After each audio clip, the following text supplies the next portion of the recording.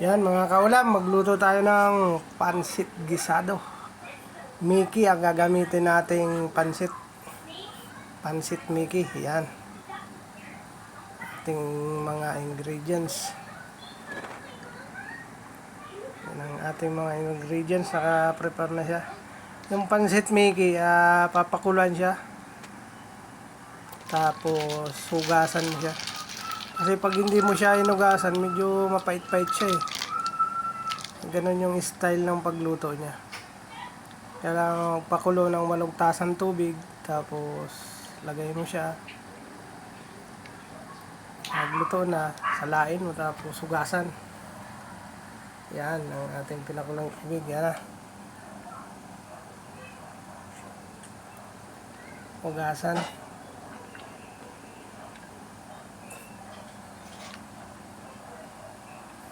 Hugas.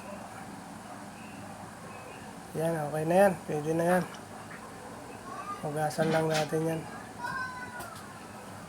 Tara tayo sa paggisa ng mga ingredients natin. Yan, meron tayong kikiam, may squid balls, meron tayong hipon, meron tayong pork. Yan, ginisa lang yan sa sibuyas bawang. Gisa-gisa lang siya. Hanggang maprito yung mga ano na yan. Squid balls and kikiam, maluto siya. Tapos para mas masarap yung pansit gisado natin, lagyan natin ito, Mother's Best oyster sauce. Para malinamnam siya. Yan na. Nalagay na natin dyan yung Mickey natin. Pansit Mickey. Halo-haloin lang natin siya. Sarap yan mga kaulam. Kargado ng Ricardo. 4 na klase yung sahog natin na may hipon, may pork, may squid balls, may kikiam. Yan, lagyan na natin ng gulay. At para maluto. Malapit nang maluto yan. Yan, halo-haloin lang natin yan. Yan. Malapit nang maluto ang ating masarap na pansit Mickey. Pansit gisado. Yan. Yan na yan. Yan na. Ating pansit Mickey.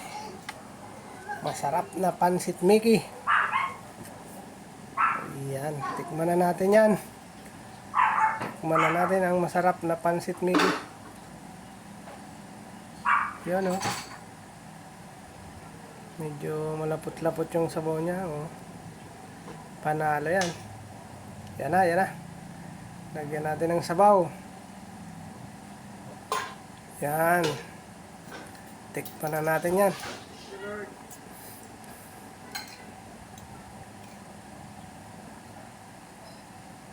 Ang ating first bite. Thank you Lord. Salamat po sa aming masarap na pansit Mickey. Ang sarap ng pansit Mickey. Thank you Lord.